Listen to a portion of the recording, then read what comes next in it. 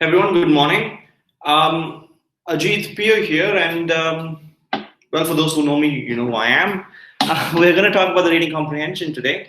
Um, let's have a discussion first. Let's talk a little bit about where we are in our preparation, and well, take things from there. So, for those who do not know who I am, I'm Ajit Pier. I am one of the founders of Plusprep. I'm also the lead verbal coach for GRE GMAT. And over the years, I've realized that reading comprehension is one of those things that while it's easy to breach through initially, it takes a lot of skill development to really become a master of it, right? And that's a testament from my students as well, right? That's one of the reasons why I thought reading comprehension would be a good idea to start the discussion with. So what I'd like to know is where exactly are you in your preparation, and what are your challenges? Specifically with GRE, we can talk more about specifically with the reading comprehension, we can talk more about the GRE and the other complications towards maybe the end of the session, right? Let's try to keep the focus to reading comprehension. I have included some of the student pain points as well. For example, a couple of students sent me some questions that they wanted me to analyze. So I will analyze that in the second half of the discussion. I have selected a few passages which are relatively trippy as well, relatively tricky, and a good representation of what you're going to see in the difficult sections of the GRE, right?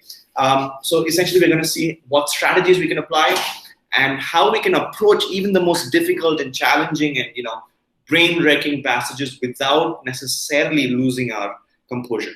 So that's what I'd like to know. Where are you in your preparation? And what is your pain point specifically with the GRE? And probably this is a good time for me to share the presentation as well. So just watch out for a screen that says presentation and just ensure that you maximize it. If you're on a phone, I would recommend switching to a computer because we are going to see passages, and passages are not very easy to read in your phone. Right? That's the only reason. Or you can have both logged in. I really don't care what you do, but as long as you have a big screen that you can see the passages in. So yeah, put in the chat what your pain points are. What's holding you back? What do you think is challenging about the GRE? And after a short discussion, we can go ahead and and talk about other things.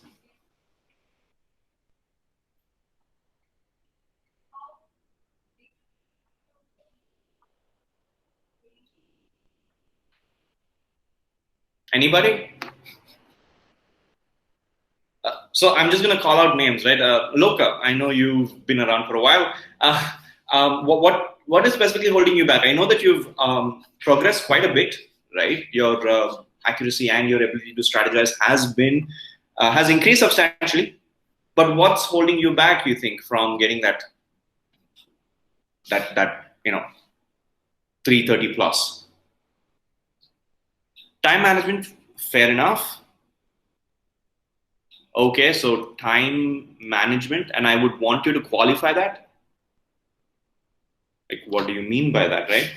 The long passage is the one with more than 2 passages are taking too much time. Okay. Okay, long passages. Time consuming. Okay. So maybe you're looking at very hard long passages, Loka. Maybe that's the reason why. Usually you'll realize that long passages are actually quite easy to break down. Again, we will refresh on what we've already learned before and look at it from a strategic point of view. Answer options are very close, very good, yeah?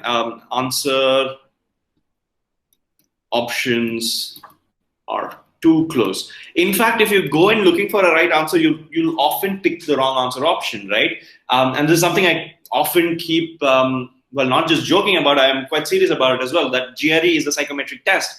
And what that means is that you're going to have answer options that are designed specifically, especially the wrong answer options, designed specifically to try to tempt you into picking them. So even if you research the page, research the text, the passage, and you think you know what the answer is, you will end up picking the wrong answer, and you'll be very sure of it. And this is because of the nature of the test, and we'll see how to overcome that as well as we go forward today, right? Again, very strategic, very brief approach. I will not be going through the entire rigmarole of the of an extended discussion, but this is ideally for people who already have some taste about the GRE, the reading comprehension, and want to have strategic perspective to it.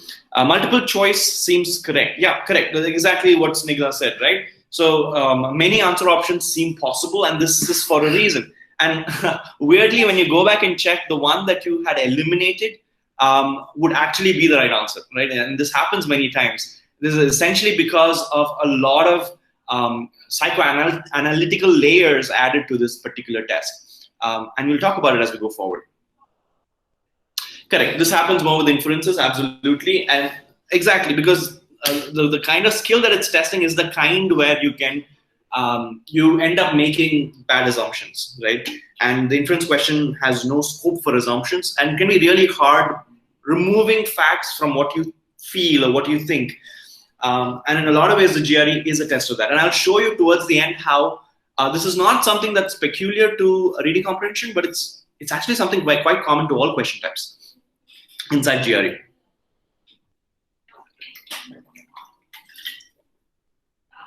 Possibly. So fine. Okay, possibly. So we will see some examples. Again, the passages that you suggested, we will discuss it towards the end.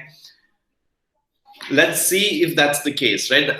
My prediction is that it's something else. It's not necessarily that you're not able to find the facts. It might be something else. Let's figure that out. Anyone else? Any other gripes? Have you ever thought that the passages are super boring, super long and boring and drab, right? At least I've felt that before, right? And this again leads you to be less engaged with the passage. You just go into the passage not necessarily feeling like you want to give it your best shot. So that can be a problem. So time management, the fact that the passages, the topics are very weird, not something that you're used to, not the kind of reading that you usually do for fun, right? If at all you read for fun. These are not the kind of passages that you read for fun. And that can put a real spoke in the wheel.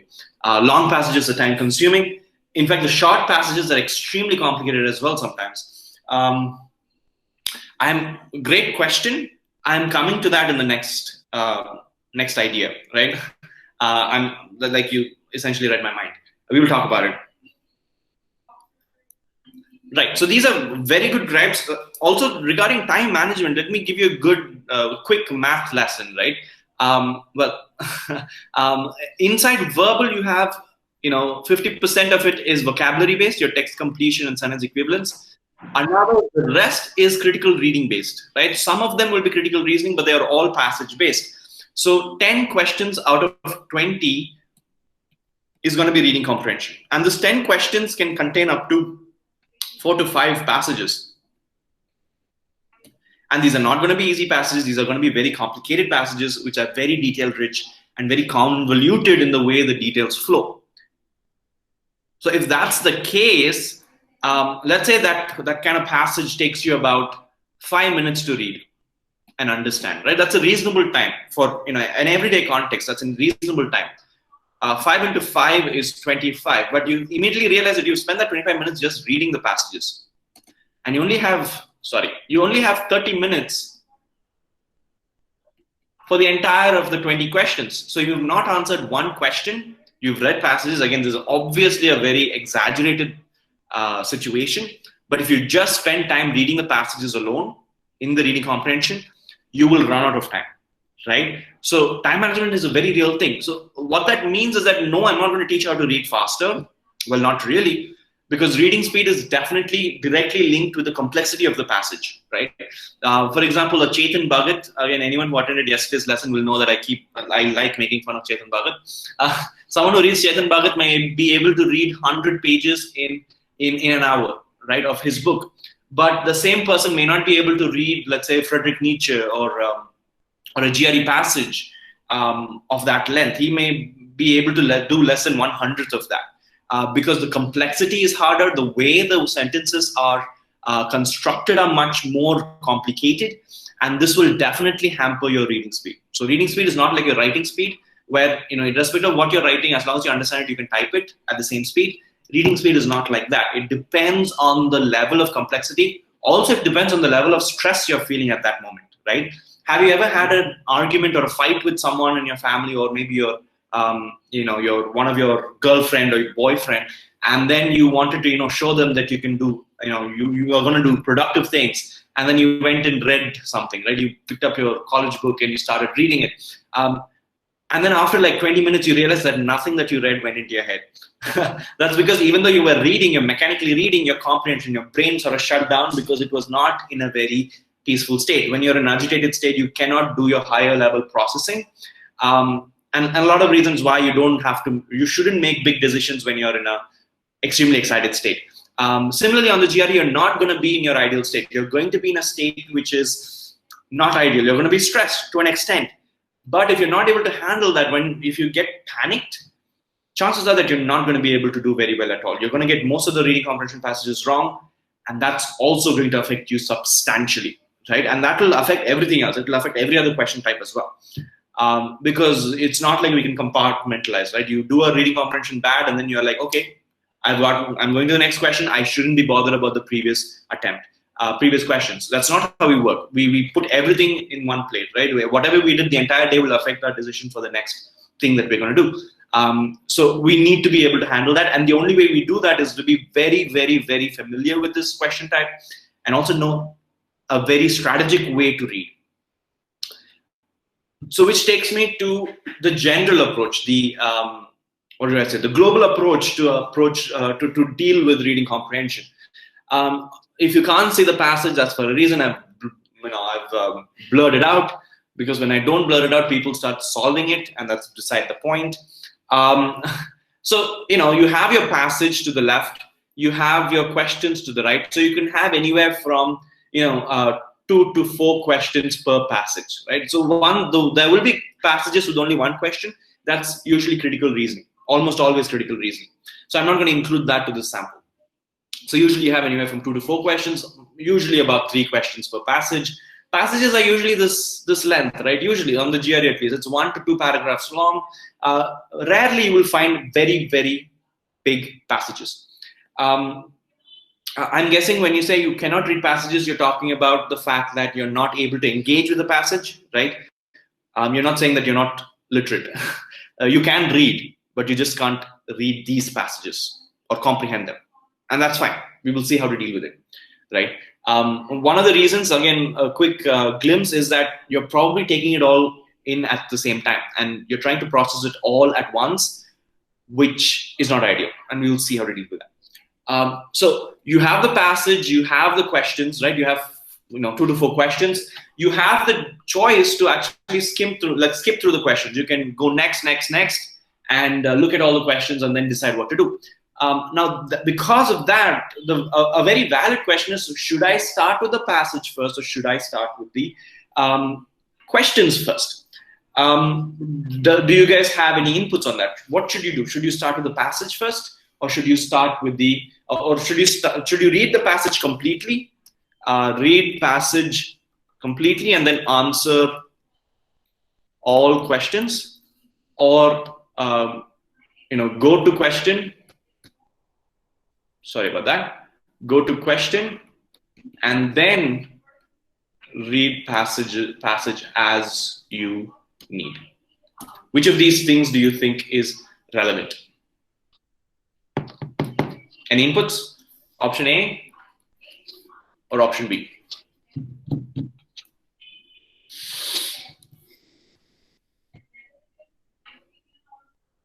Well, that shouldn't matter. All right. That was a trick question, by the way. Neither of these options is good. You need a combination of that, right? So the problem with people who read the passage first is that they put a lot of their attention and focus to understanding the passage completely. And that means that when they go to the questions, they don't go back and find proof. They will depend on their memory. Again, like I told you, the GRE is a psychometric test. So the answers are built to make you fall for traps. You may remember something, but then as soon as you see a statement written a particular way, that will immediately modify your memory. So essentially trying to say that your memory is not reliable. By the way, if you've seen a lot of these law series, Law and Order series, or any of these movies which have courtroom scenes, you might have seen situations where they call in a witness who is a eyewitness. He's seen the scene, he's seen the crime, he can put the guy in the crime scene, right? He can place him in the crime scene because we've seen him. They don't do that anymore. They don't use that anymore as a reliable evidence in the US and the UK at least. Why is that? Because they found out that cognitively people's memories, even though they're not lying, people's memories can easily be modified. They may have seen something, they may remember something, but as soon as they see a guy, their memory immediately modifies to make it plausible. An inspector shows them a guy and says, could this guy be the guy? He's a prime suspect, and immediately the memory changes to modify their memory to fit that guy's profile. It's very strange. It sounds like sci-fi, but it's not. This happens to us all the time. Our memory modifies itself to deal with the current situation. And when you do that with the GRE, well, you're going to pick the wrong answers because you're going to be very sure about the wrong answer. Because your brain is telling you, yeah, that's the case, that this is the right one, this is what I remember. So option A is actually not a good idea, because if you read the passage and then go to the question and answer all of them at once, like one at a time, you're going to end up making very, very silly mistakes, right? Option 2 is also a bad idea for obvious reasons. Number one, many of the questions are going to ask you for big picture stuff, main idea stuff. Second, if you read the question and go back to the passage, you don't know where to look. You should have read the passage to know that. So you don't have a map of it. You don't have a general location, and you don't have a general idea of it. What you need is a combination of both. So what we're going to do is we're going to read, but like Sarika mentioned, you're going to skim. Well, scanning, sure, but you use scanning when you go to the questions. You will skim the passage. What that means, we'll talk about. Skimming is not some passive reading, right? It's not some skill where you just, let your eyeballs roll over the page, as many, YouTubers might say. You don't want to do that. It's a very active process, right? It's like you are a machine learning algorithm that's looking for patterns and constantly making decisions and anticipations by certain words and certain phrasing of the passage. It has to be a very active process. And again, I will show you how to do it as we go forward. You skim the passage, you get a general idea, you have to engage with it, meaning you also have to put down a general representation of what that is. Go to the question, and when you go to the question, go back and find proof whenever you have to, wherever it is, whether you've written it down somewhere or you have to go back to the passage. You need to do that, because if you fail to do that, the GRE is not an easy test. It's a very tricky test. You're going to make silly mistakes. When you review, you'll realize that, yeah, this was easy. I could have found it. So, it was a silly mistake. But, it was designed that way. You don't want to get those silly mistakes. And by the way, to get a decent score, like let's say you want to get a 155 in verbal, you need to be able to get at least 14 right in the first section, right? Which means there is very little scope for silly mistakes. You want to get all the easy and medium questions right with at least 90% accuracy, right? And some of the hard questions right. Great. Now that we've got that out of the way, the fact that we're going to skim the passage, but also we're not going to completely rely on that information to answer all the questions, but go back and find proof whenever we have to. And also we need to have a tangible reference point, not just what we remember, but a tangible reference point whenever we have to find a reference for something. Instead of me explaining the method in detail, I'm going to just help you figure it out through giving you an exercise, right? Like a famous Tony once said, sometimes you got to run before you walk. So I'm not going to teach you how to walk. Let's run and then we'll figure it out. So this is the task. I'm going to give you 4 minutes. I think that's a lot of time, don't you think? So about 2 minutes for the passage. Okay, 3 minutes for the passage, 2 minutes for the question maybe? No, 1 minute, 4, it's fine. I'm going to give you 4 minutes for this task, right? And the time will start in a bit. What I want you to do is read the passage and answer the question. Yeah, it's a simple thing. 4 minutes is a lot of time. You don't have that much time on the GRE. Your time starts now. I will do a hard stop at 4 minutes.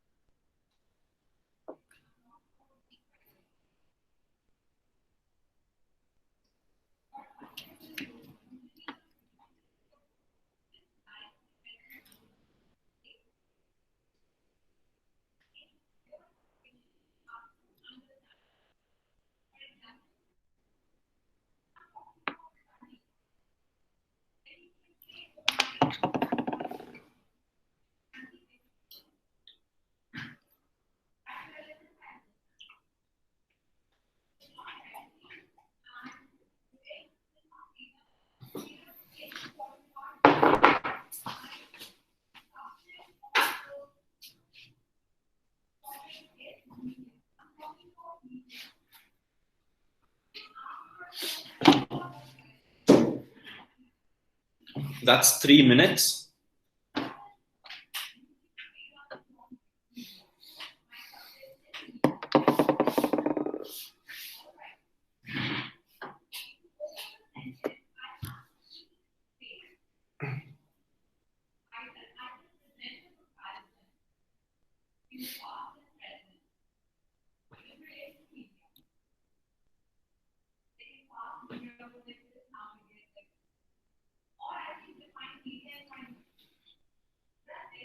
Let me know once you're done.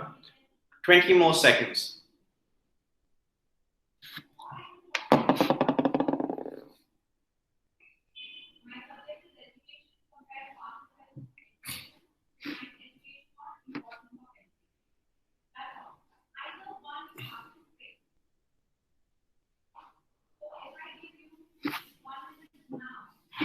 Okay. I was going to ask you and Signa not to answer, but too late. Anyone else?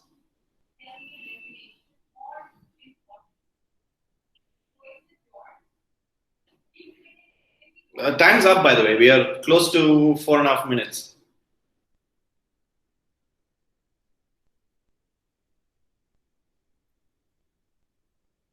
So you'll soon realize that it's not, now 4 minutes seems like a lot. You're like, yeah, I can do this.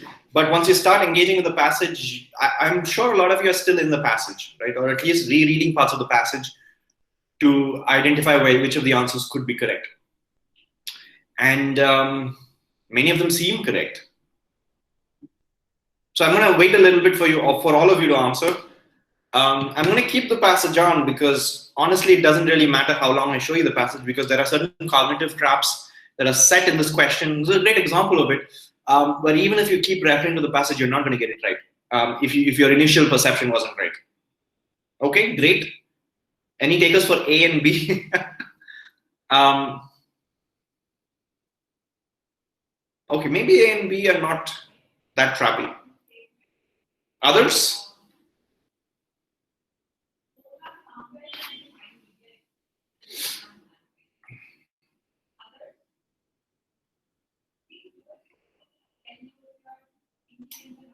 Okay. Okay. Not bad. Okay.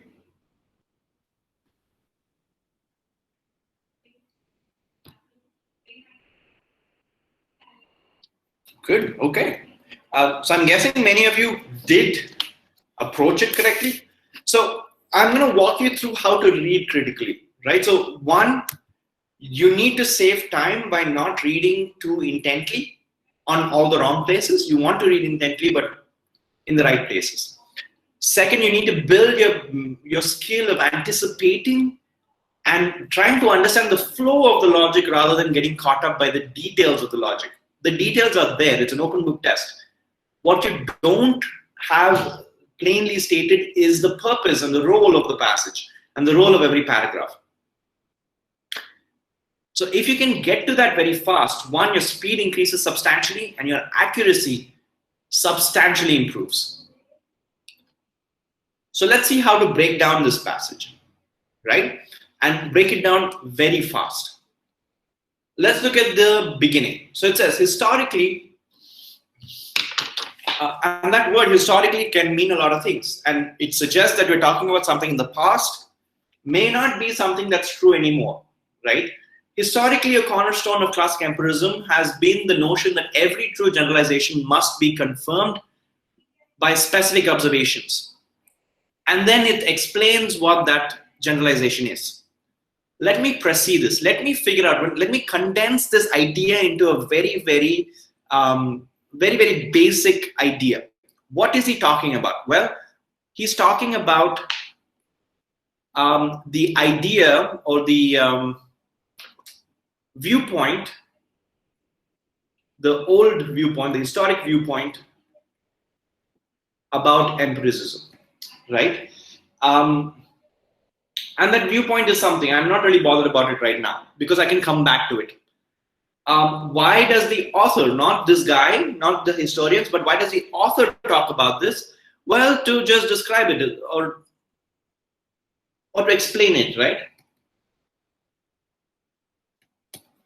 And how does he treat this? Well, in a neutral way. He doesn't take a stance. He is not positive, negative. He is neutral. And that's why I said describe. Great. So it's about the old viewpoint about empiricism, and he explains it. Paragraph 2. He talks about a very specific person, Mr. Q. However, this constitutes an overly narrow conception of empiricism. Is this the author's opinion? No, it's not. It's Mr. Q's opinion, right? And he says, well, this is where it gets a little tricky, right? There's a lot of contextual details here, but we're not going to be bothered about what the details are. We're going to be bothered about why they are there. He says all balls are red, he maintains, forms one stand within an entire web. Well, when he says he maintains, he's essentially saying that he's giving evidence to his argument. So I just skimmed through that, right? Web as whole, as new observations are collected, he explains, they must be integrated. So this is essentially an explanation provided by Mr. Q himself. So that's just explanation. I'm just going to skim through that. Not really bothered about it because nothing new has come out of it. I already know that it's about Q and his, yes, Sniger? And the fact that he counters the opinion of the historians, right? In that case, he argues, so the word argues is important because it could give his opinion. Any statement or combination of statements can be altered to achieve the fundamental requirement, a system free of contradictions, even if in some cases the alteration occurs whatever. So to synthesize the entire thing, what I realize is the what is about Mr. Q's view on empiricism. And his view is that the old view is narrow. Also, he suggests another way to look at it, right? Again, the author doesn't take a stance. The author is just, so the why would be to describe Q's perspective on empiricism. That's pretty much it. So to reiterate, we didn't really get bogged down by the details.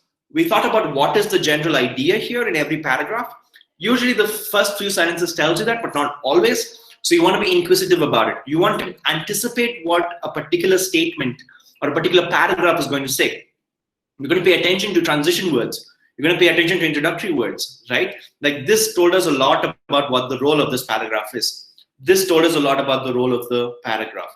And also we question, what is the opinion that the author has? Many times the author may not have an opinion, in which case I put that down. I say that he has a neutral opinion. This helps me avoid a lot of silly mistakes. So let's take this forward, right? So let me just jot that down into a more precise form. So the purpose of the paragraph 1 is to give is to describe the historian's view, and this is well. And the second one is Q's view, and it's all descriptive, right? Let me just get that off the.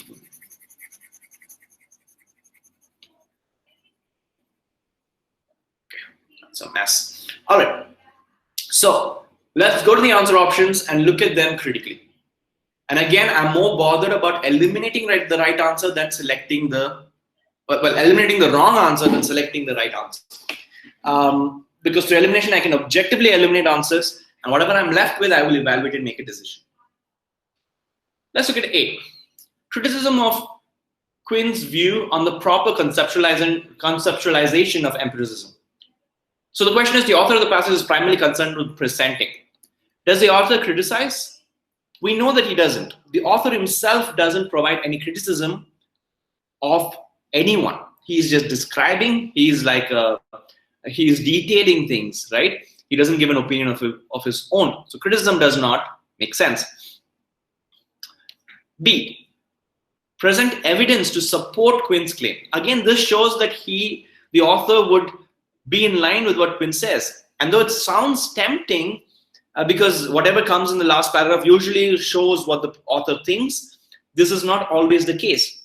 The author does not use any opinion words, and there's no clear evidence to show that he has a preference of one theory to another. The author is just providing details. We'll come back to C. D says, an overview of classical empiricism and its contributions to Quinn's alternate understanding of the empiricism. Now, this is a distortion, right? Number one, it's not an overview of classical empiricism. It's actually about Quinn, right? And how, or actually it's about the two different theories. And to say that this has helped or contributed to this guy's understanding would be incorrect, because this guy's theory says that the whole theory is actually too narrow, suggesting that this is not the case. E, a history of classical empiricism and Quinn's reservations about it. Well, this is a tempting answer as well. But one, he's not giving a history of classical empiricism. It's rather giving a description of what the view that classical empiricism holds and the view that Quinn holds. So it's not a history. It's not saying that this classical empiricism was born in 2000 BC, and then there was this guy who came up with it, and then there was this girl who, in after 100 years who proposed this. He doesn't give a history of it. So that is incorrect as well. It's a distortion. It's a very cleverly worded distortion, but that's wrong as well. The answer then must be C, because that's the only thing left. Let's check it.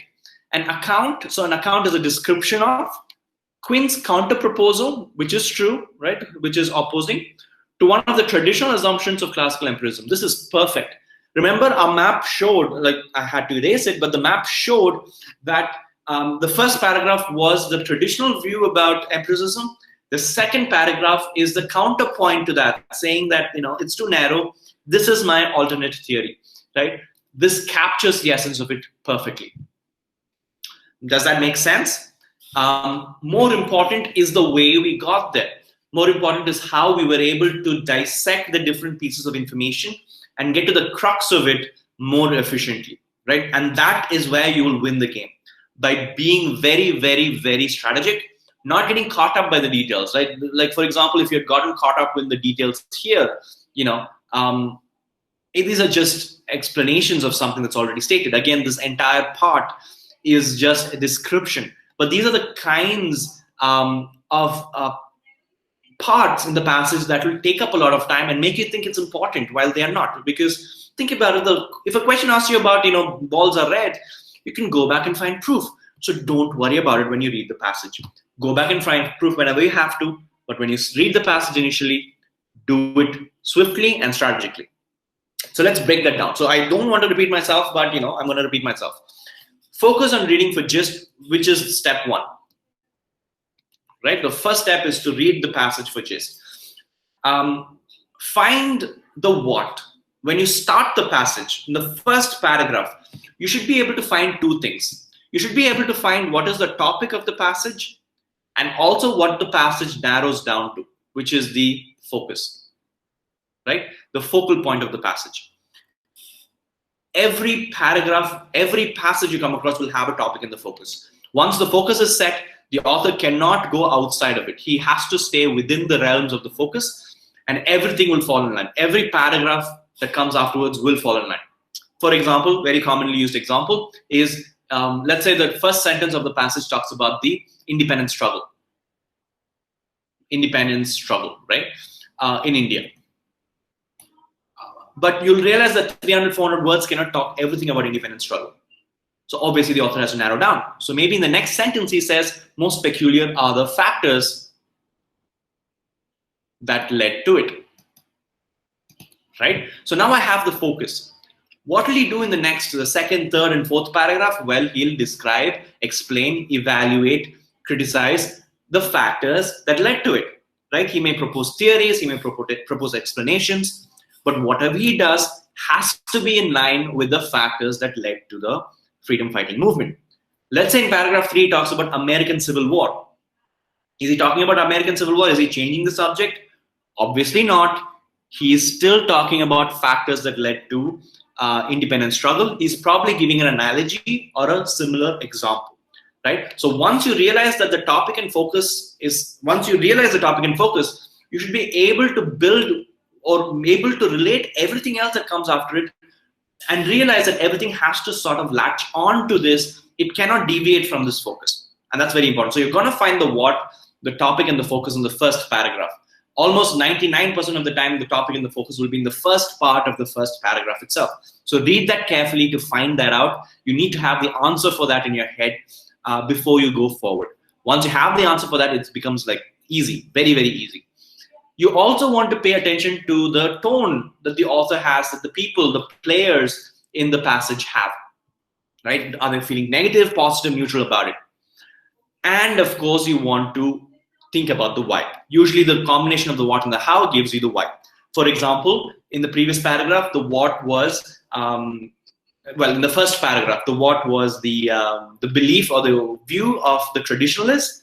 The how was neutral. The author didn't take a stance. So the why was just to describe the traditional view, right? So words like describe, discuss, evaluate, criticize, support. These are purpose words that could be used to describe the purpose of a particular paragraph. And finally, don't sweat the small stuff. Don't get bothered about the details. Don't think that these are too important. The names of people, the dates that were mentioned, the research methodology, the explanations of the background, all these are not important. Examples that they give, not important. You don't have to memorize it. You don't have to remember it. Just know that they gave an example. That's all that matters. You're more bothered about the reasoning, the why, rather than the details, the smaller details themselves, right? So you want to be strategic. Again, this is not something you're going to build in one day. This is a conscious effort that you'll have to take when you read, to be very strategic. And hopefully by the end of this catch-up session, you should be able to sort of internalize that. You should know at least the kind of thinking you need to have. So it will be like a little conscience in your head that tells you, okay, I shouldn't be doing that. I should be doing this instead. And if you can build on that, you should be able to see improvements. All right, so another one. Here's another passage. Well, it's the same passage, my bad. But another question. What do you do here? Well, read the question carefully. Don't skim through the question. Read it very carefully. Find out what is it asking about, where is that evidence, and solve it. Let me know what the answers are. Loka, as always, you can be a little quiet today. So by the way, the lesson to be learned from the previous question is that you need to be methodical, right? If you're not methodical, if you just do things by instinct or what feels right, or you're going with the flow, you're going to get slaughtered on the GRE. That's just the truth. You need to be methodical. You need to be very strategic. You're like a your soldier going into battle. A slightly harsh analogy, but trust me, I've had, like, this is ironic because not for GRE, for GMAT at least, I've had armed forces students from the armed forces. They've been in the borders. They've fought wars, right? I've had commandos and Navy SEALs. I don't know what the word here. I think they're Navy SEALs in India as well. Very highly trained, weapon experts. They fly jets, but they just get terrified when they look at the GRE and the GMAT, right?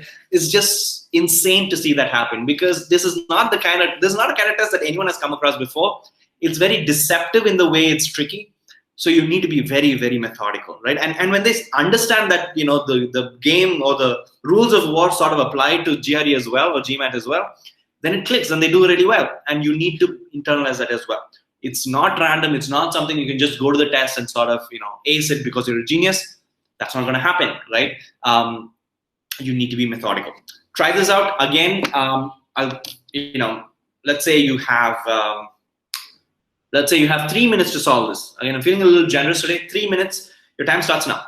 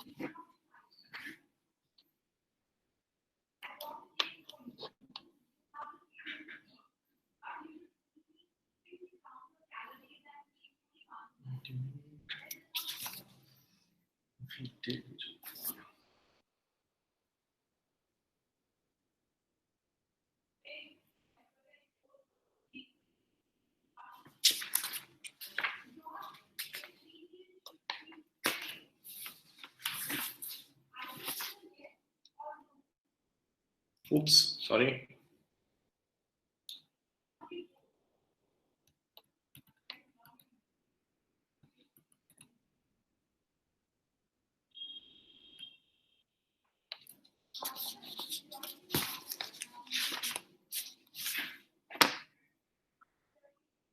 Oh, your 3 minutes are up. Let's have your answers.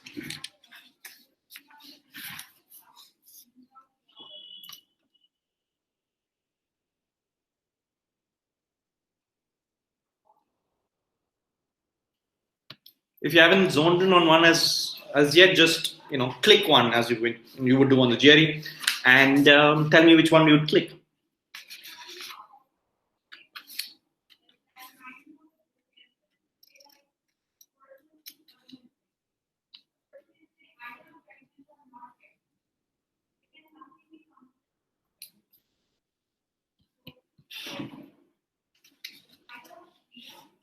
Whoa.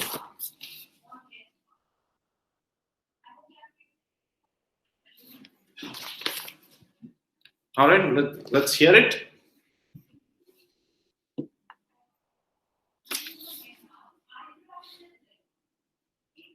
Okay, I'm guessing this is a reasonably challenging question.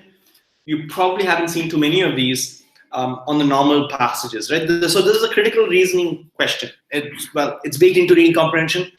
But if you're methodical and if you're deliberate, you should be able to get the answer with a little bit of difficulty, right? Now, who am I kidding? This is a difficult question.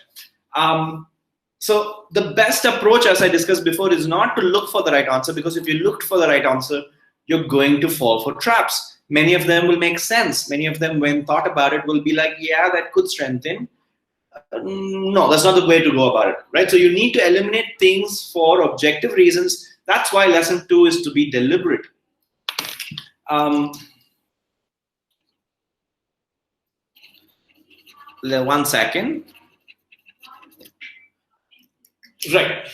So let's analyze this. Loka, by the way, do you have an answer?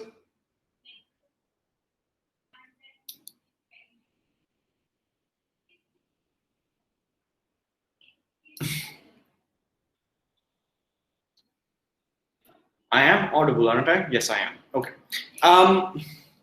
Let's see. As described in the passage, Q's specific argument against classical empiricism would be most strengthened if he did which of the following. So we need to unpack this question a little bit, right? So it's asking us, one, we need to first focus on his argument against classical empiricism. That's one thing. Second, we need to find out how to strengthen it. We'll bother about that as step 2, right? We'll bother with that as step 2. We're more bothered about, one, finding what this argument is, and then figuring out how to strengthen it. So what is his argument against classical empiricism? Well, his argument is that this is overly narrow.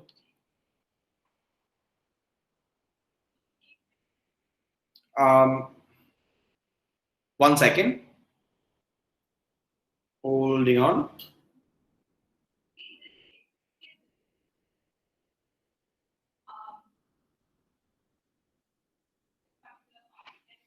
Okay, I think I've lost my track. Okay, conception of, right? He's saying it's narrow. Why? Because he says that to maintain consistency, to avoid contradiction, you need to keep adding definitions inside the web of statements as they come across, so that you can maintain consistency, even if it comes off as a hallucination.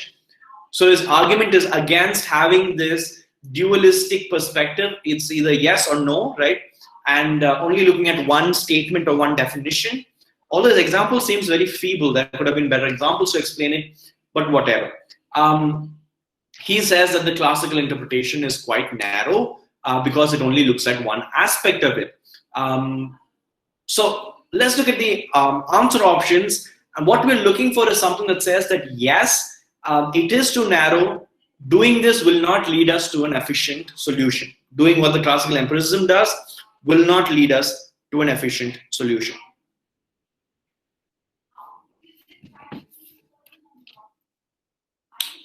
Looking at the answer options, the ones that you can definitely eliminate, right? So A says, provide evidence that many observers are actually hallucinating.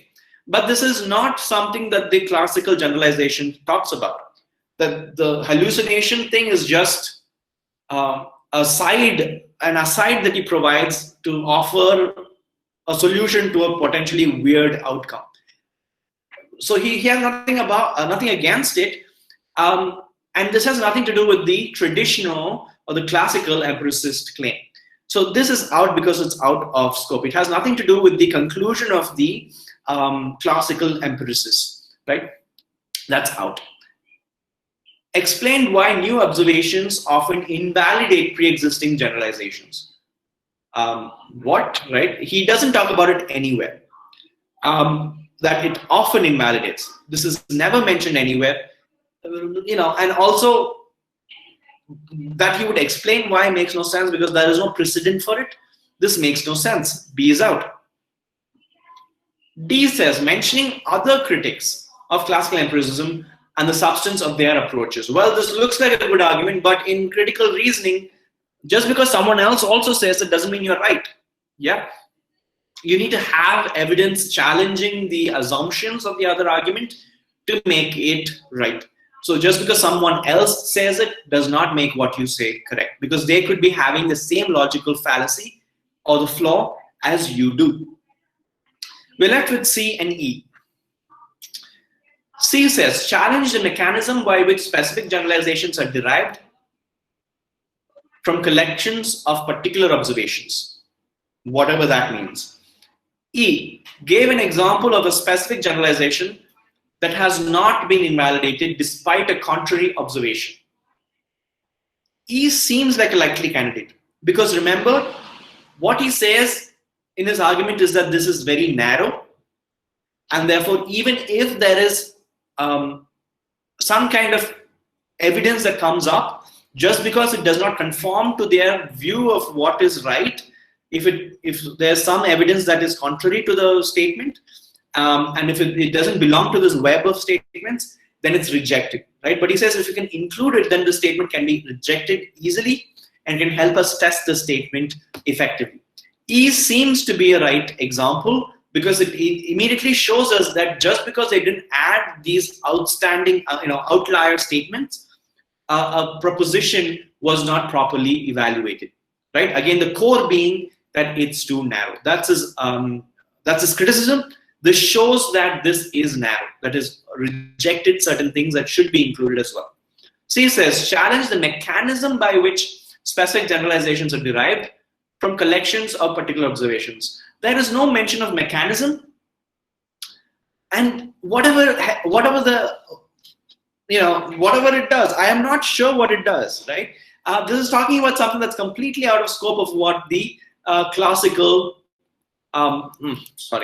interpretation is. This has nothing to do with what the classical empiricism does or says, therefore C is wrong, right? This was not an easy question. This was a very high level difficulty question, but by being methodical and deliberate, you can still eliminate bad answer options. And all you had to do was read this context. All the answers depend on that context, right? You should be able to refer back and eliminate for objective reasons as we did. And you'll have the right answer. Even if it doesn't completely make sense to you, whatever you're left with after you've eliminated all the others should be the right answer. That's the most effective way to approach difficult questions, right? And also it ensures that you don't spend too much time or sink too much time in such questions. All right, let's try this out. Again, I want to have answers from you. This question is an inference question. It's asking about a very specific thing. In this question type, you can have one or more questions or one or more answers right. It could just be one, or it could be more than one. We don't know that yet, but read the question carefully, find evidence from the passage, right? Read that context and choose whichever must be definitely right. Try it out. We'll have a discussion. Again, I'll give you 3 minutes to sort this out.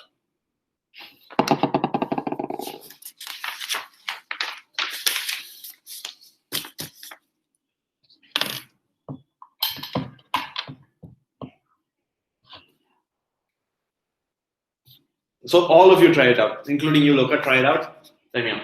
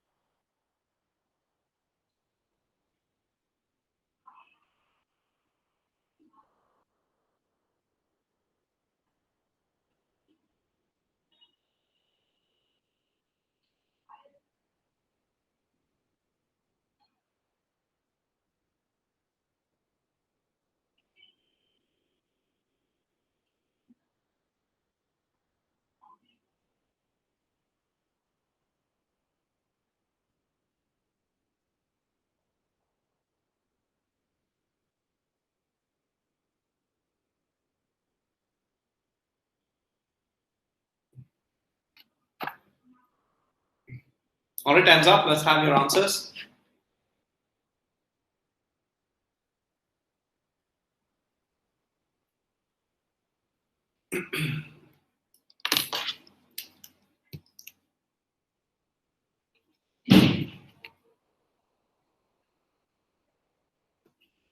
B, C, B only, okay. Others? Let's hear it.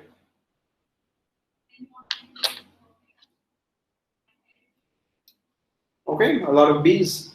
Okay. Great, all right, you're on the right track.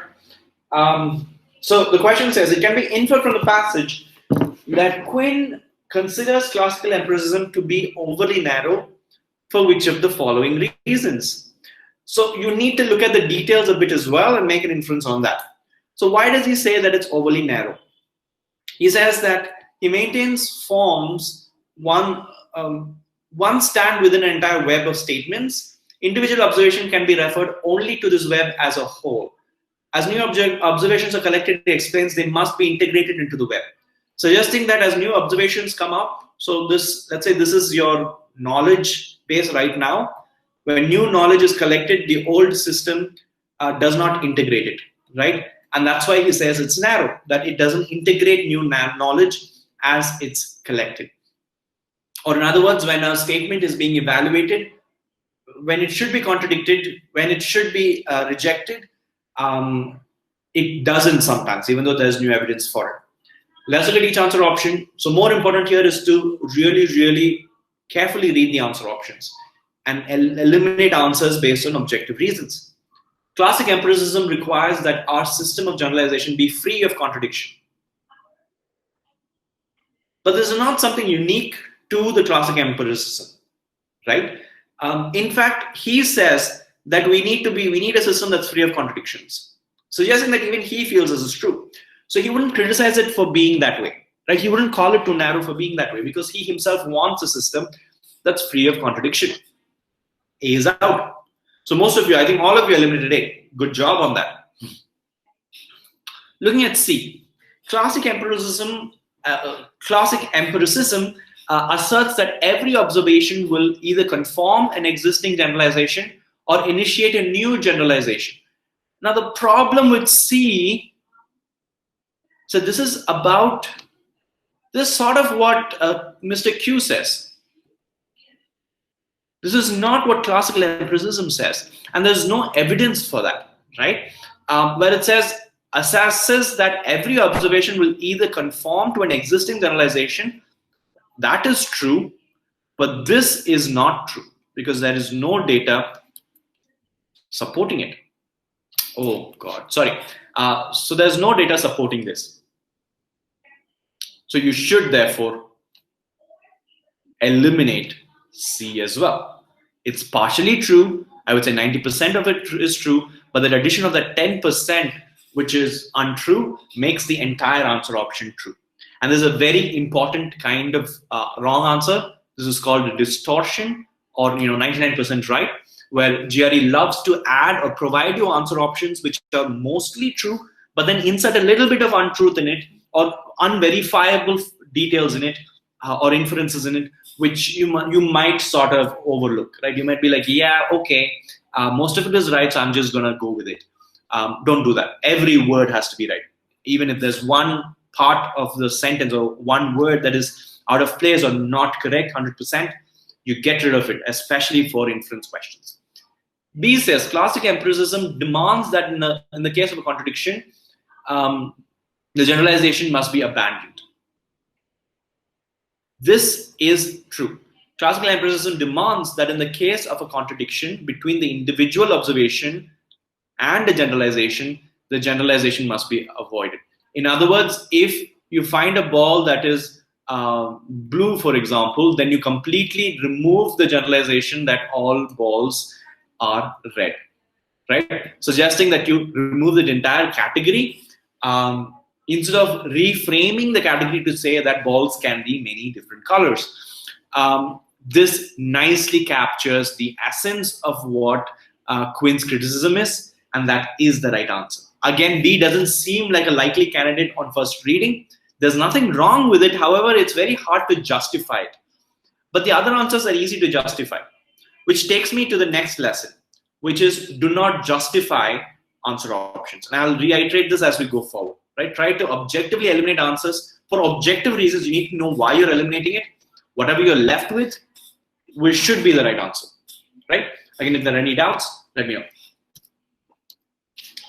Right, let's continue running then.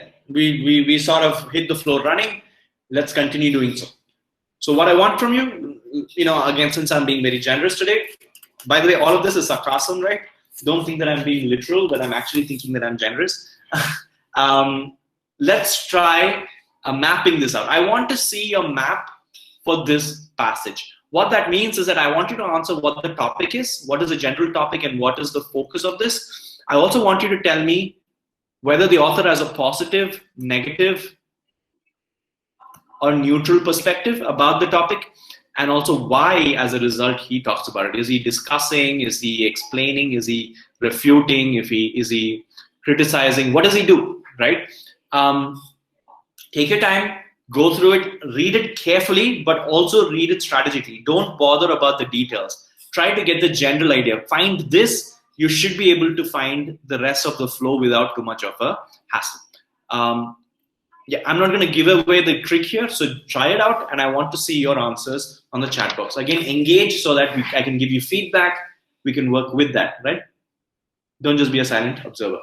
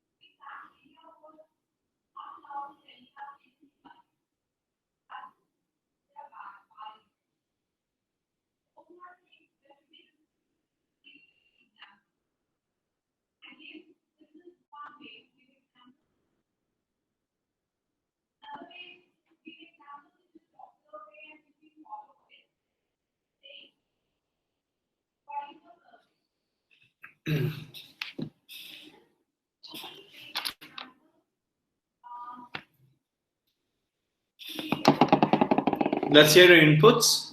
Time's almost up. Well, actually, you have 20 more seconds. I'll give you that time.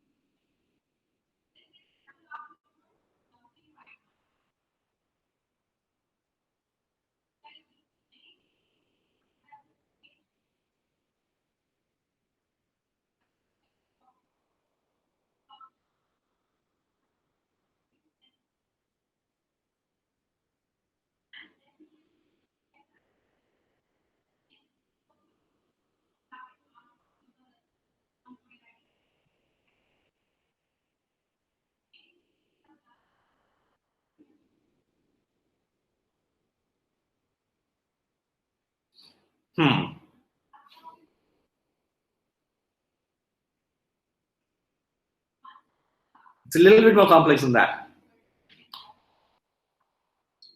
It's well, it's not wrong to say that it's about female, but it's a little bit more than that and a little bit more specific than that.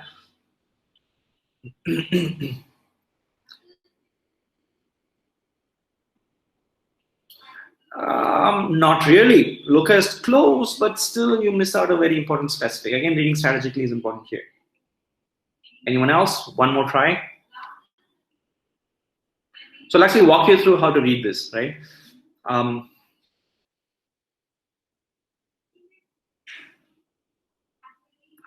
Okay, your answer is vague enough to be right. Because I'd say maps need to be as concise as possible. So maybe you're right. The fact that I don't have the details, let me describe it, right? So that for everyone's benefit, we know where we are.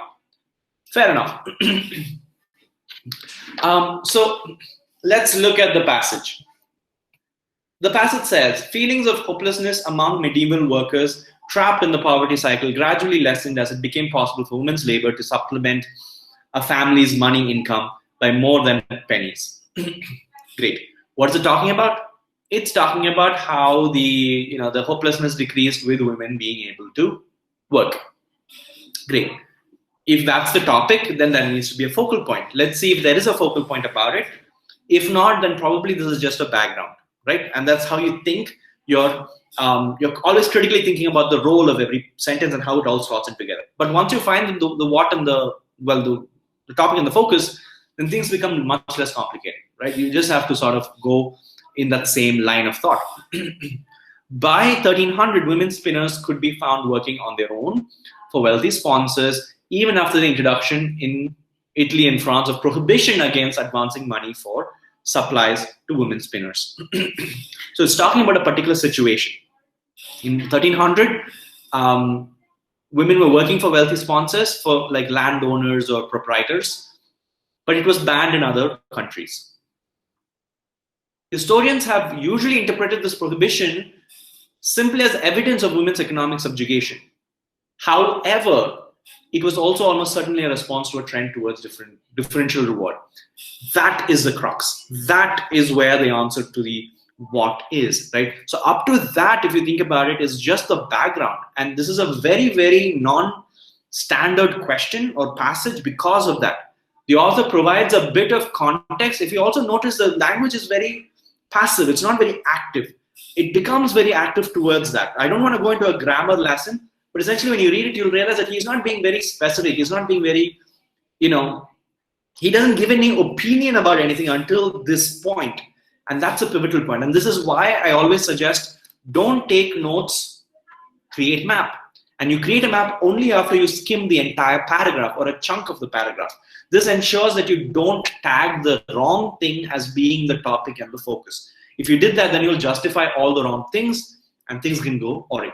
So what is the topic? It's about historians and how they interpreted this phenomenon. So essentially there's a phenomenon. Where do I write this? Phenomenon where women were banned from working under certain proprietors. Historians view, but author gives a different view, right? These people think of it as a negative thing. The author thinks it's a positive thing, right? So he is negative towards the historian's view, but positive towards the phenomenon itself, saying that it's not such a bad thing. Let's read through it. However, it was almost a response to a trend towards differential reward for women's higher skill. Yarn can be spun irregularly and lumpily, but perfectly smooth yarn is worth more. Working for merchants and entrepreneurs on time rates, women had been paid hardly more than children, and therefore they could break entry to entrance broke into the house. What am I reading? Break into the show business. Fair enough. He provides a definition of some sort. Not interested. The rational system of different rewards. In other words, he's saying that the quality of women's work was way better than quality of other people's work. Therefore, they should be paid more than others, right? If you are working under a landlord, then you'll probably be paid the same as other people, even though the quality of your work is much better. He says by making this illegal, you essentially let them be their own entrepreneurs, and this rationale makes sense. That's what the passage is about, right? Again, if there are any doubts, let me know, because we're going to go to the question next. So to reiterate, it talks about a phenomenon, and the historian's view is that this is subjugatory, but the author gives an alternate view, saying that this is a rational response. Make sense? If there are any doubts, let me know, because now we're going to go ahead and solve this. Remember, 1, be deliberate, be methodical, and ensure that you have objective reasons to eliminate things. Try it out. Let me know what the answer should be.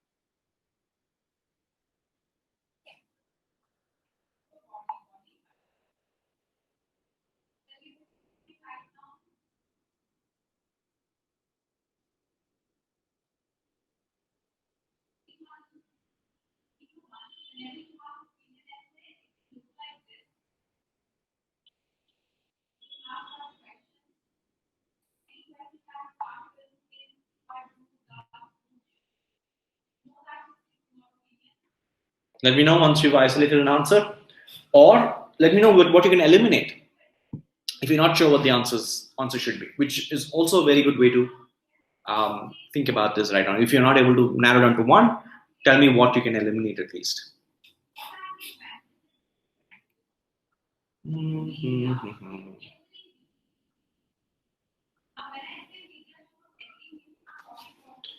Uh, well, Snigdha, the problem is that he does more than that. The author has an opinion here, don't you think? The author has a very clear opinion where he says that the view of these historians is incorrect, that there's an alternate view. So he does have an opinion. So to say he describes would be incorrect because of that. So, okay, you could eliminate B and C, D and E, sorry. C can also be eliminated. So describe the social economic effects of a widely held attitude during a particular historical period. Well, the problem is this attitude is what he's talking about. He's saying whether this attitude was a bad attitude or a good attitude. The author debates it. In fact, he shows an alternate explanation. He doesn't describe, he does more than that. C is out. Again, please let me know if I need to explain something more. Demonstrate the superiority of using an economic approach to historical analysis. Well, this is not an economic analysis, or to say that this is economic approach is more important than historical approach. That's irrelevant. Irrelevant, right? That's out. You should have been able to eliminate D. E. Call attention to the influence of the textile industry on society during a particular historical period. Sure, he does that, but he does a little bit more than that, right? This is too broad. We need something a little more narrow than this. That's out. I hope you understood why these are eliminated. If there are any doubts, let me know. I can go back to a particular answer and review it. Propose and defend the theory about the consequence of certain historical events. The author does not defend the theory, right? He does more than that. He describes an earlier theory and proposes a different theory. And also, it's not about a consequence of a certain historical event, right? It's just a phenomenon that he noticed. A is out. B for beta, therefore, should be the right answer. Present historical facts and offer a broader interpretation of those facts that has been offered in the past. Like we said, there is a phenomenon. Some people gave a view. He provides a different view saying that it could be more than that. Where he says it was almost certainly a responsive trend towards, suggesting that there were better interpretations, wider interpretations of that. B for beta is the right answer. Again, if you're looking for the right answer, you will not be able to find it. But if you can eliminate bad answers for objective reasons, you should be able to get to the right answer with fair amount of speed and accuracy, right? If there are any questions, let me know. I can describe something better. So this is a very important skill. Finding the primary purpose is an extremely important skill. You need to be very, very sure of that. Yeah. All right. So remember, the author has a tone. His tone is opposing that of the historian view. He's for this prohibition of women working under these people, right? So these are the views we've already discussed. As I'm just recapitulating it. Work this question. Read the question carefully. Go through the answers. Eliminate answers that are either negative or that are either opposing or are out of scope that you don't have proof for. Tell me what the answer could be, or at least tell me what answers you can eliminate. Try it out.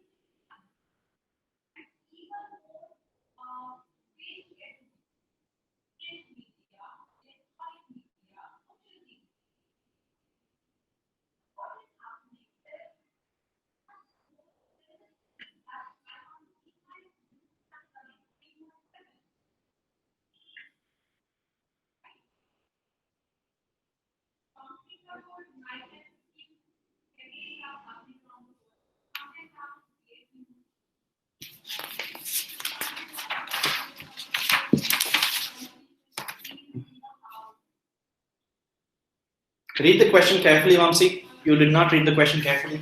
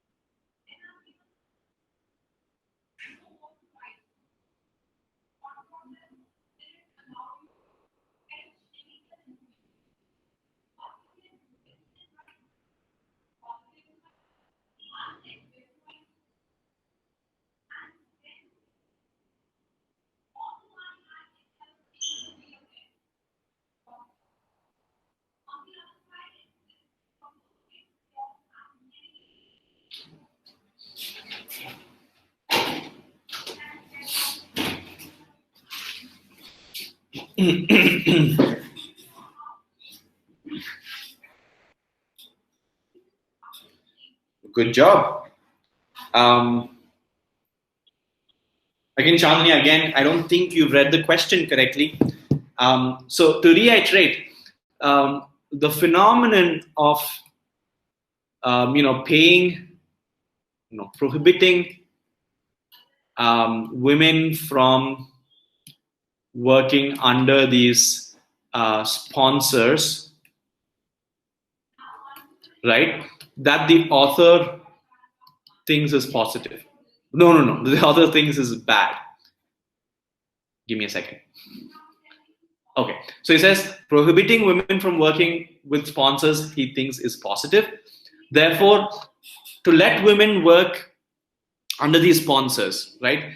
So he says women produce much higher quality work, but to let them work at the same wage as a normal person, would that be a good thing? Obviously not. It would be a terrible thing. It would be unfair because one, you're paying highly skilled workers low wages, and two, not rational because he says to prohibit it would be rational. A differential reward system to give high skilled people higher reward will be a rational system. Therefore, you can infer that a common payment scheme would be irrational. So this makes sense. A, there is proof for this can be inferred, right? Again, think about what the question is asking. He's saying it can be inferred from the passage that the author views the system of paying all workers equally on the same rate, including women workers, right? He would say paying women workers the same as what we'd pay a child or a man would be illogical and unfair because these people make way better quality of goods. Undesirable but unavoidable. He doesn't think this is undesirable. But he does say it's undesirable, but he doesn't say it's unavoidable, right? Otherwise, he wouldn't propose this theory at all, this suggestion at all. Efficient and profitable. No, it's not, right? He is negative about this. His tone is negative about this. This does not convey his negative opinion towards it. Same problem for this. Advantages to most women. Well, how is you getting paid less for better work that you do? Advantages. That makes no sense. He says this system is illogical. So that's out. Evidence of a trend towards a more modern wage system? Absolutely not. He thinks that the better wage system is a differential reward system. Therefore, A for alpha should be the right answer. Great job on getting the answer. Again, D is a trap because this is what the traditional historians feel, not what the author feels. So you might have missed out on that. Read the question carefully, right? And that's very, very, very important. Don't skim through the question. And this holds true for the answers as well. Don't skim through the answers. Read them carefully. Find proof whenever you have to. Hope that makes sense, right? So again, even though these were not difficult on the face level, these are very tricky the way they're constructed. They know how you think. They know what mistakes you'll make. They know that you will skim through certain aspects, what details you'll skip over. You don't want to give them the benefit, you don't want to give them that advantage, right? You want to be methodical. You want to be deliberate when you're approaching these questions. Okay, the last for this paragraph, and then we'll probably go into a worksheet, but there's a little surprise waiting for you after this. Try this one out. This, again, is an inference question. And remember, the author's opinion towards the historians is negative because, well, sort of negative because he thinks that they're not necessarily right. Let me know what the answer is. I'd like to hear what your perception is.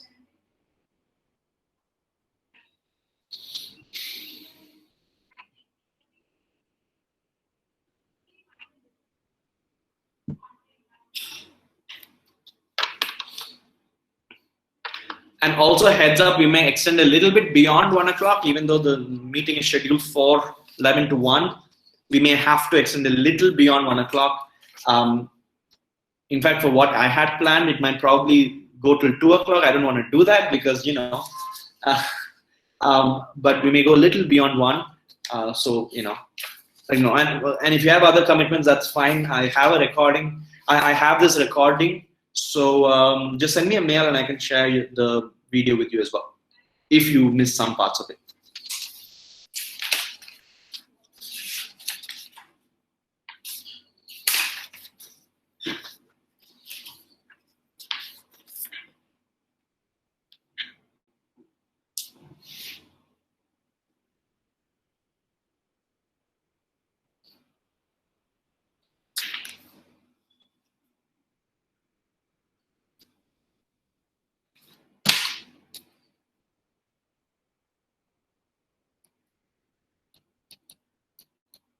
Oh my God, sorry.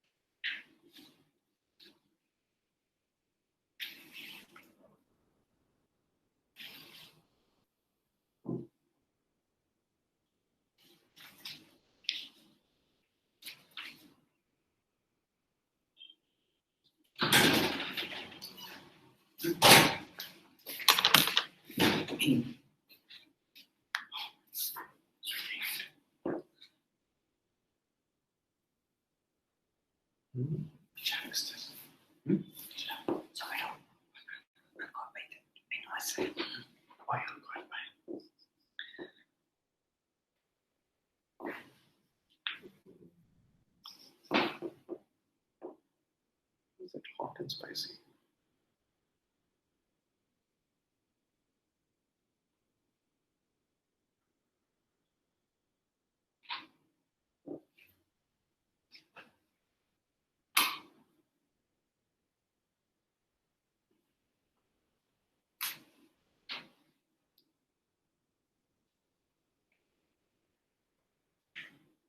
So many items.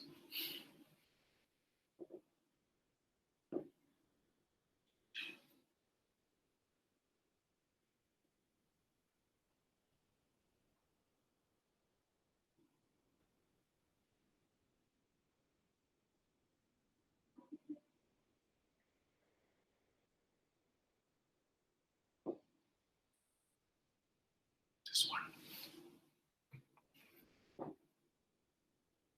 Too hot and spicy. And then one This one, bucket of 2. Bucket for 2, but with hot and spicy. Okay. And then hot and spicy Singapore. And one Singapore. Hot and spicy. Chicken Singapore. And one Coke, maybe. I'll give you a card. Let me know once you're done.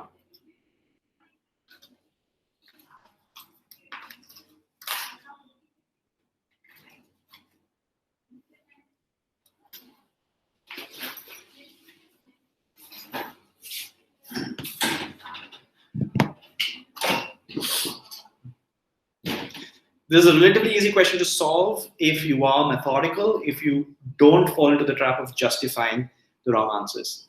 Again, I'll wait for your responses. Don't want to, spoil your thunder.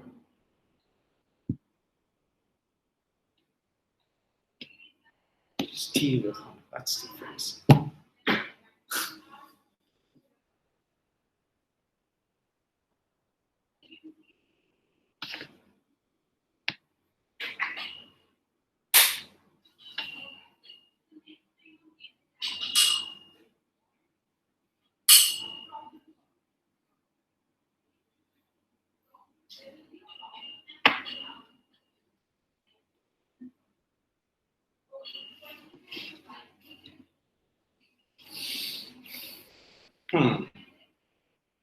Others?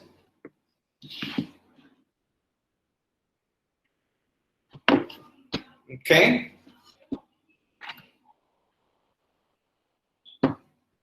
So again, there are multiple layers of difficulty in this. The question itself is a little tricky. Because, or rather, the method of coming out with the answer is a little tricky because there are a couple of layers you need to unpack. Answers are not very useful because everything sort of makes sense, right? You could sort of use any of these statements as an opinion that the author has, right? It could be possible. All of these are possible. But that's the problem. When you justify, everything seems right. You don't want to justify answers. Anyone else? D, okay. Fair enough, let's look at it.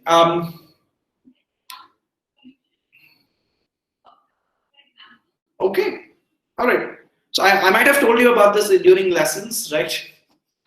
That, if I if I randomly select 100 monkeys and make them select among 5 answer options, about 20% of them statistically will get the right answer because they're randomly selecting. But the GRE is not like that. And you're definitely not monkeys, right? You're educated and you have perceptions, you know how to think. And in a lot of ways, that's the problem. A GRE knows how you think. None of you got it right, by the way. Right? You'd expect at least one of you to get it right. No, none of you got it right. And there's a reason for that. That's because you are looking for the right answer. You are justifying, even though you had mechanisms in place. The final step of the way, when you're evaluating the answer option, without realizing it, you probably looked for the right answer. You tried to justify. Or what is more likely to have happened is you went through all of the answer options. You're like, yeah, none of this makes sense. Let me find the right answer. And then you picked one that you think sounded the best, right? Correct me if I'm wrong, but I'm pretty sure I'm right. Because I am guilty of doing that as well sometimes. When I'm tired, when I'm, I just want to get done with this question, I do that and I get it wrong. So let's break this down. The question says, the author suggests that historians have done which of the following? So let's go back to the passage and see what the author says. And this is an inference question, so there's a lot to unpack here.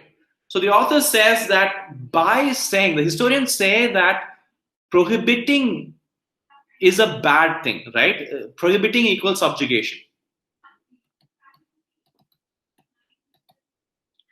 That's what the historians say. Sorry about that. I don't know why this does that, right? Historians say that prohibition is subjugation. But the author says prohibition is equal to, in a way, liberation for women, because they are given pay that is commensurate with their skill level, right? So what does the author say? What does the author's take on the historians? Well, they have ignored another factor that might be in play here. They've ignored the fact that women might actually be making better stuff and that they may actually be deserving of higher money. And just by prohibiting this doesn't mean that you're removing the opportunities, but rather giving more opportunity to these women, right? That's what the answer should do. Let's go to the answers. Again, since it's an inference question, the battle is won or lost in the answer options, because a lot of the traps will be set there. A, fail to give adequate consideration to the economic contribution of women during the medieval period. Sure. But look at the beginning. Feeling of hopelessness among medieval workers, trap, blah, blah, blah. So women's labor was important. The historians then say, historians have usually interpreted this prohibition as something. Do they have any opinion about the feeling of hopelessness? About their economic contribution? No, there is no data about it. We don't know what they feel about it. So we don't know what the author feels about them feeling about it. Make sense? A can't be right because there's no data about it, right? For example, if you said, I like mint ice cream, I can't say you are therefore against Baskin and Robbins because they don't have mint ice cream. That's taking it a little too far. You didn't give me any data about it. You didn't tell me that you don't like them. A is out because there's no data to support it. Again, don't jump the gun. Don't try to justify it, right? So if you actually look at it and say, yeah, maybe this is true, and that immediate set of reasoning, that immediate logic in your head will immediately flip the switch and you're like, yeah, maybe that's true. Actually, it's true because they say that this is unfair. So maybe that's what they think. Women are not very useful. Bad logic if you think about it. If you follow that line of thought, you realize that you're justifying and not evaluating. Overestimate the degree of hopelessness. Again, we know that this author, the historians talk nothing about the hopelessness. They're talking about the prohibition. Your map should have been a good guide for that. We move away from the hopelessness and focus on the prohibition itself, the phenomenon. B is out because no data again. It does not talk about that. Ignore the fact that by 1300, many women spinners were working independently rather than merchant enterprise. No data about that. Nowhere does it say that many of them were working independently. There's no data suggesting that, and we don't know that the historians said that this is otherwise.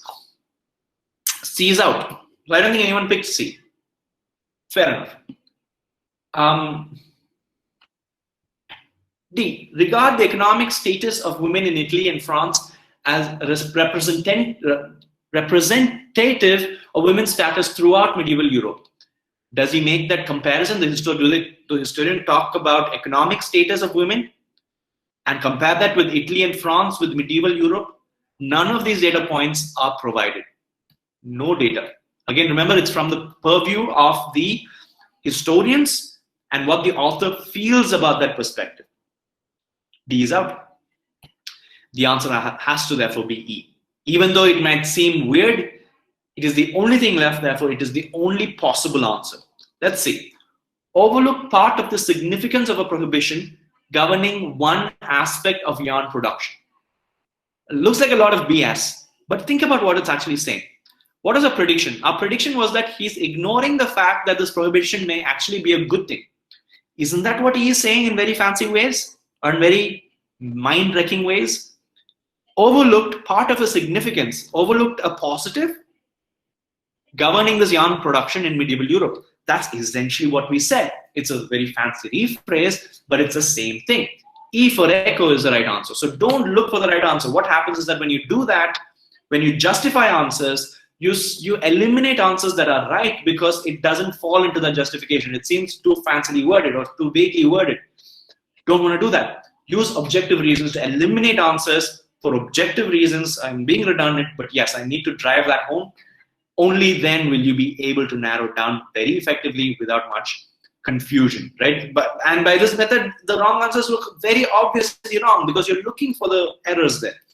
You're not looking for why it could be right, because there are many ways in which they could be right. But rather, if you look for ways in which they could be wrong, then you objectively can eliminate 4 answer options every single time. Again, if there are doubts, let me know. So what have we learned so far? Well, we are going to be methodical. What that means is that the first step, we read the passage for gist, scribble down a map after every paragraph. Second, analyze the question. Figure out what kind of question it is. Figure out what kind of skill is tested. Where do you have to find the information from? Anticipate that before you go ahead, right? Don't just passively do things. Research the relevant text. Find out, once you anticipate where to find the proof for, read that context. Only read that context. Don't read too much. Or read the map you've created, right? Depending on the question type.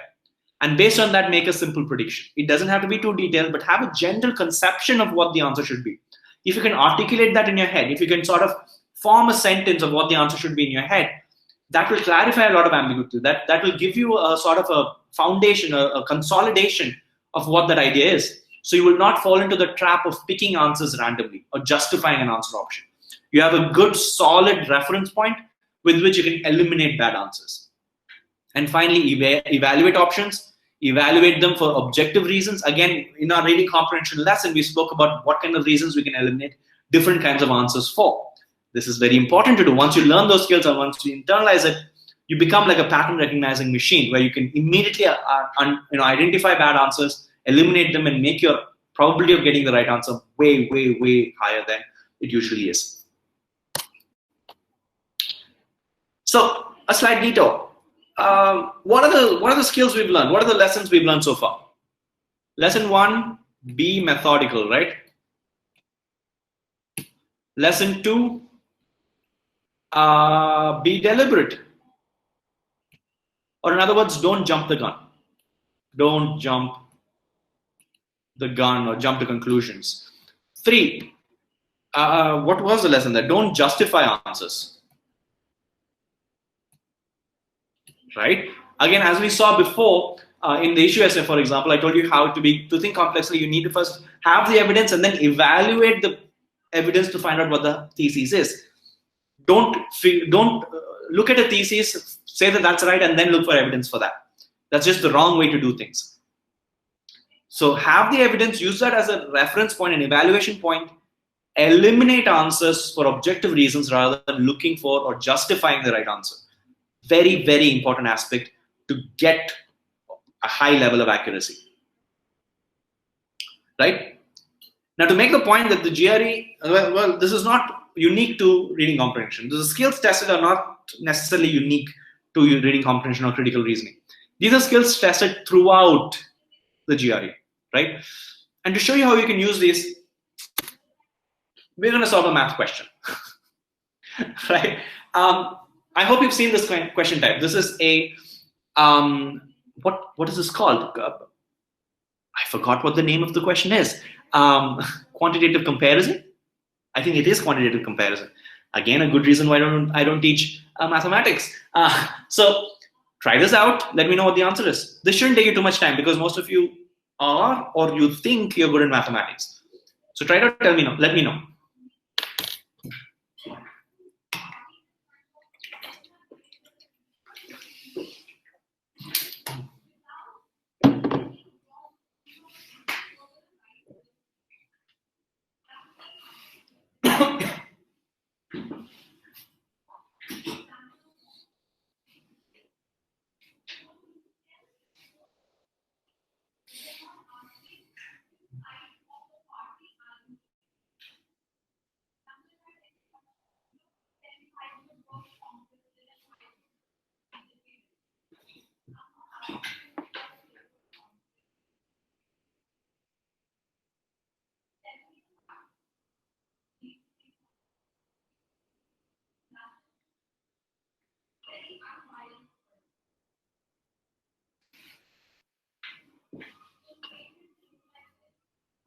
Yeah, answers. This shouldn't take too much time.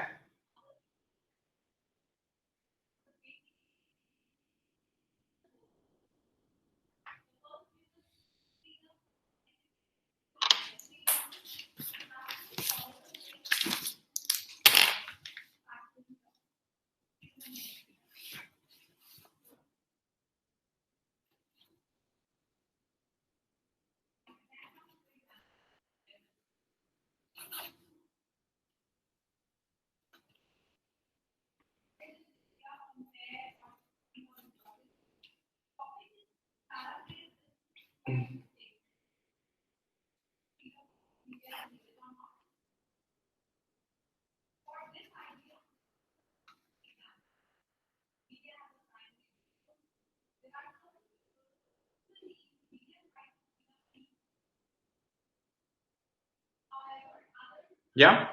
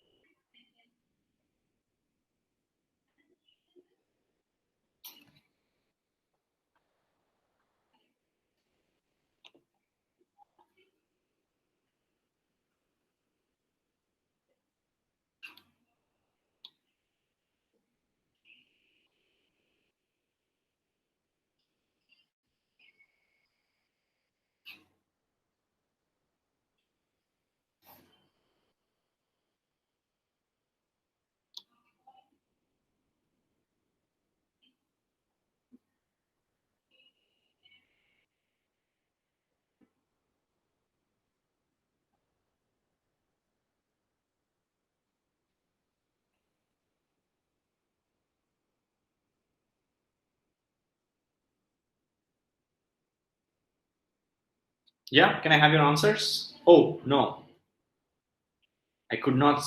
I did not scroll through. Very good. Most of you got D. D is the answer. Good job. Um, so Prem thinks it's both D and B. Which one is it? It's D. Um, good job. So what you did here is you applied those 3 lessons, right, without you necessarily realizing it. Just that when I give you a passage, you sort of go a little, oh no, this is not happening to me. But with the quant question, you're able to apply it, even though most people, I would say about 80% of students would not have realized that there is more to this, right? So on the basis of it, you would say, Z is not equal to 0. So if if W is 1 and this is -1, then this must be -1, that must be 2. And this goes on. If I give you 2, then 2 minus 4, and that's plus 4. So it will always be greater than that. Quantity B will always be greater than that if it's a positive number. But it never said you can't use a negative number. And once you use a negative number, things get a little wonky, right? So if I use W is equal to -1, this becomes +1. And then this equation doesn't make sense anymore. It's flipped. And then A becomes larger than B. What that essentially means is that you cannot really define the relationship. And good job on that. But think about it. You use the same competencies as you used or you have to use on the reading comprehension inference question. You weren't satisfied with justifying answer option B. It was easy to prove. And in a weird way, this is essentially what the first passage spoke about, by the way. It's a full circle. Essentially, it said you have a system of belief, and when you have outside information, you don't add it to this. You stick with it. You just see whether the evidence corroborates with it or not. So you look at B, you see that it's corroborated, you're satisfied with it, and you pick B. Wrong idea. You want to include other definitions to it. I didn't realize that this was all connected until now. D, on the other hand, is correct because once you check for the other alternative, once you try to disprove rather than prove, once you try to eliminate rather than select, you are able to get to the right answer. It's the same competency, right? It's the same rule that you use for inference question, is the same psychological or rather cognitive skill that is tested here as well. Make sense? So don't think that reading comprehension is alien. It's the same cognitive skills tested, just dressed up a little prettily or a little grotesquely, depending on how you see it. And I think I should end it here. So with you guys who are my usual students, and Loka, because you sent me the questions, let me have a discussion with you privately with respect to that. I'll leave you with a link to it, right? I'll leave everyone with a link to it so that you can try it out, and I can give you feedback for it afterwards. Where is the link to it?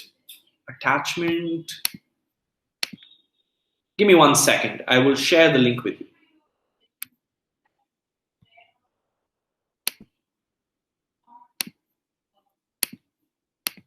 Okay, so in the chat box, I am pasting the link. There you go. So make sure you copy and paste it, because once the meeting ends, that link is going to disappear. Or just click that link and bookmark it so that you try it out later. Submit it. If you have questions, email me. I can help you figure it out. I don't think I've added the key yet. I could add the key afterwards so that it will grade you. I hope you found this interaction informative. Keep me posted about how things go. Like my students, ensure that you keep me posted about this. Let's try to have a catch up every week or every other week, right? So that we know where we are and that we are on track.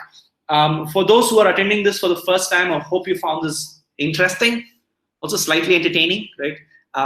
Because I can't see your faces, I don't know whether you're cringing in the background or you're laughing or both. It's usually both. So keep me posted. Let us know how we can help you. We'll keep you posted about future webinars as well. Because it's been a dreary time the last few months. Going abroad will become a very, very real option very soon, and there's going to be a huge demand in the next year for going abroad. So you don't want to be caught up in that competition. You want to apply as early as possible. The job market is not going to look very rosy. Education is going to be the only other option for most people, right? Especially if you're graduated recently or if you had just a few years of experience. So keep us posted. Let us know how we can help you. By the way, again, introducing myself, I'm Ajit Pio. I'm one of the co-founders of Plusprep.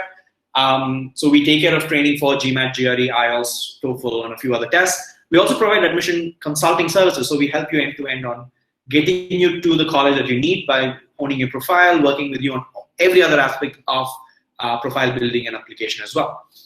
So give us a holler and let us know how we can help you. Stay safe. Make sure you don't roam around too much. I'll see you guys in the next one. Right? Cheers. Again, hope you found this useful.